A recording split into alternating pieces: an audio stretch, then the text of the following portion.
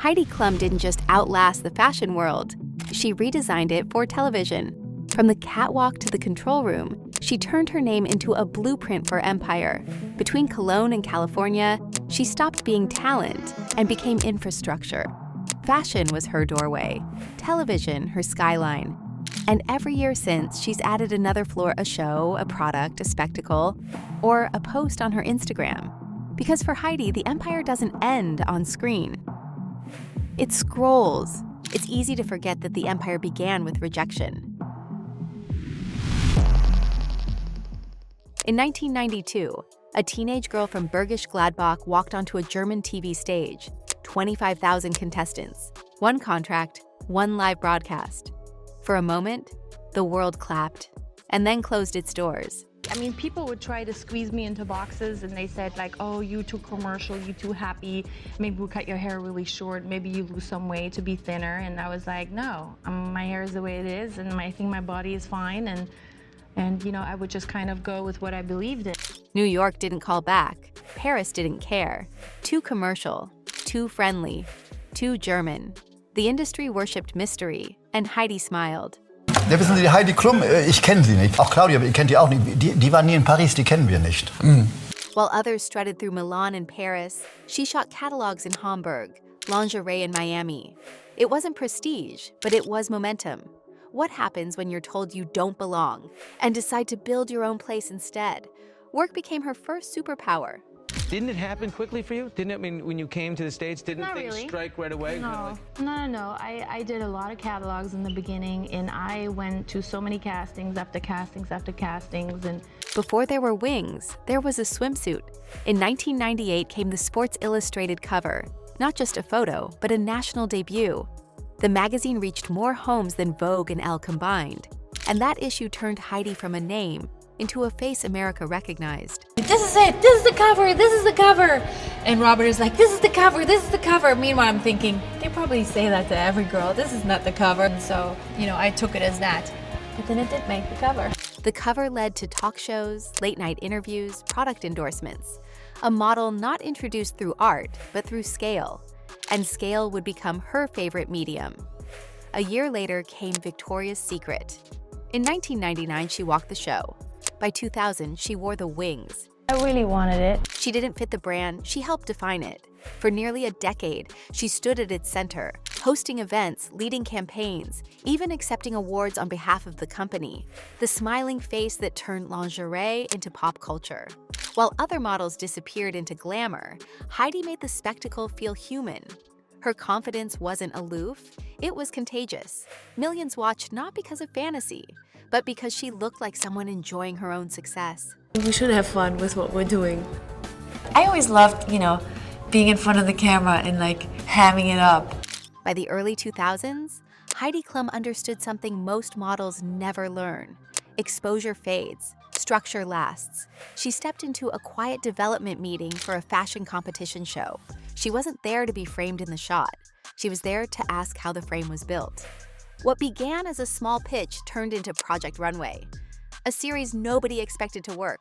Who would watch people sew? But when the cameras rolled, the rhythm was hers. Her timing, her sense of tension, her instinct for when to smile and when to stay silent. I don't know if anyone thought that Project Runway would end up being a hit show. This is Project Runway. 16 seasons later, it was more than a show. It was an institution. Emmy-nominated, then Emmy-winning. The first program to make fashion-serious television. From being cast to casting, from being styled to shaping the style of an entire genre. When did you know, Heidi, that you had a hit on your hands? When we filmed the first season, you know, because It just connected? we created the show. It's not a show that, you know, was already in a different country and we kind of, you know, knocked it off Yeah. here. So when we were filming, we didn't really know, but when it all was cut together and, you know, when we saw the designers and, you know, the beautiful clothes, we were like, you know what, we might be actually onto something. She proved that fashion could be structure, that beauty could have governance, and that a model could build a system instead of serving one. Even when she stumbled, like her short-lived Queen of Drags experiment in 2019, it didn't dent the empire. It only showed that failure, too, could be franchised. So when she launched Making the Cut on Amazon, it wasn't nostalgia, it was expansion. A global format, wider budgets, full control. The next floor in a building that never stopped rising. When Project Runway had made her a household name in America and Victoria's Secret still had her walking their most televised runways, Heidi Klum was running 2 careers at once, one in glossy American primetime and another still waiting to exist back home. For years, the continents barely overlapped. In the US, she was the businesswoman, the TV executive, the woman who turned sewing into spectacle. In Germany, she was still mostly a headline, the girl who had made it abroad. But this was about to change.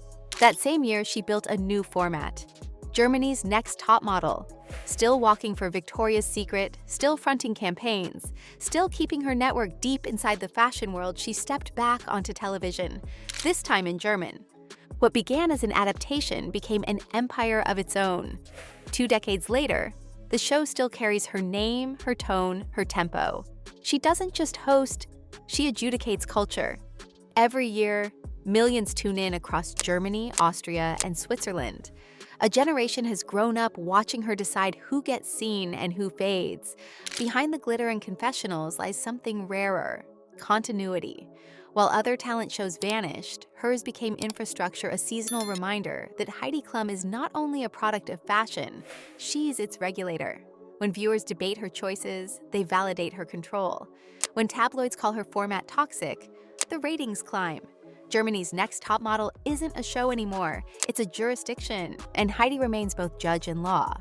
Running a reality empire means living inside constant visibility. Week after week, contestants get judged, and so does she. But what happens when the woman who defines beauty starts turning herself into something unrecognizable? Every October, Heidi Klum stages a different kind of show. The runway shifts from Fashion Week to Halloween night. Oh, I'm gonna be extra ugly. You are? And super scary. Scary? Yes. The costumes are no longer couture, they're transformation. A worm, an alien, Jessica Rabbit, an old woman, a cloud of latex and prosthetics, each more elaborate than the last, each designed to break the internet. But every year it kind of went crazier and crazier because over the years I got to meet more and more people who actually do special effects. I was like, why didn't I think of this before? The preparation takes months, the reveal seconds.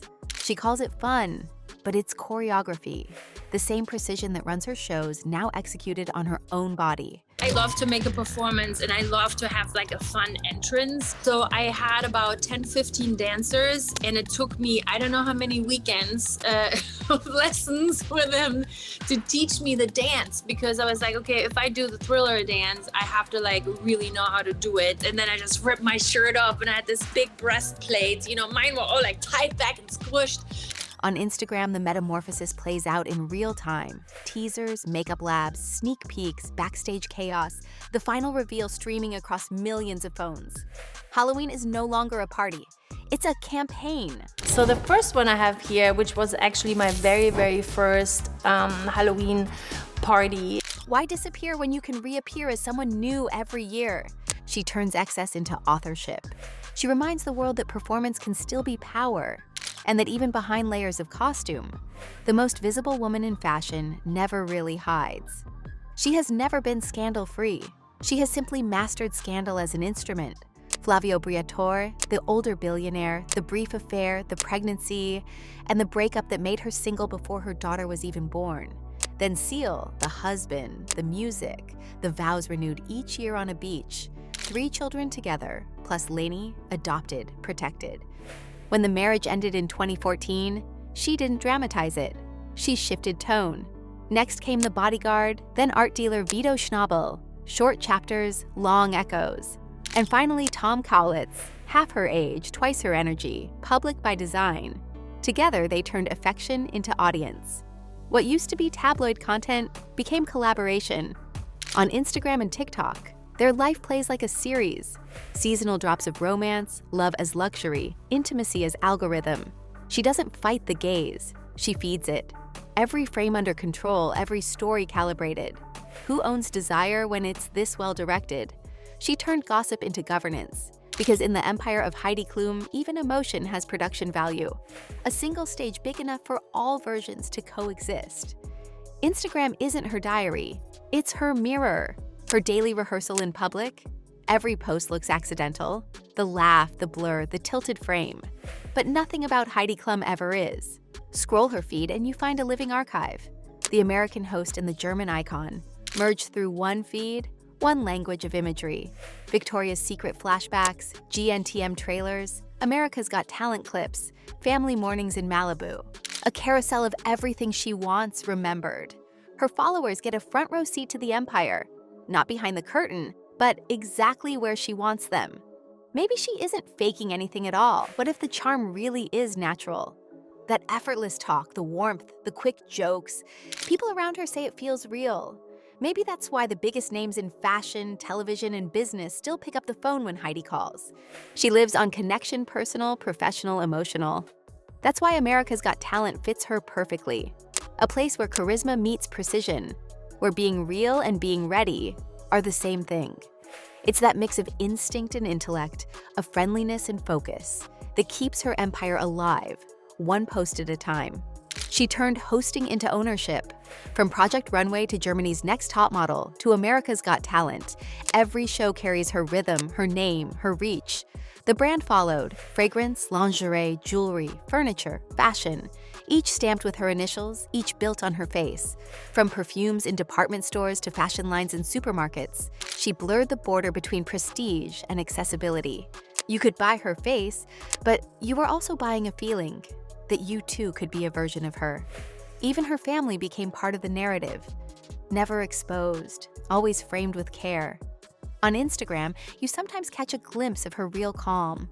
A dinner table, a laugh, a hand on her daughter's shoulder. Moments that feel unscripted and remind people that behind the brand lives someone who still enjoys being a mother. Heidi Klum now walks her own runways. Graceful, composed, raised in the rhythm of professionalism and style. It feels less like inheritance than education. Heidi doesn't step aside. She simply expands the frame, teaching by example what it means to build a life and live it beautifully. Her story began with rejection and became a masterclass in control. She turned visibility into structure and structure into legacy. The girl the fashion world didn't want built an empire that outlasted it.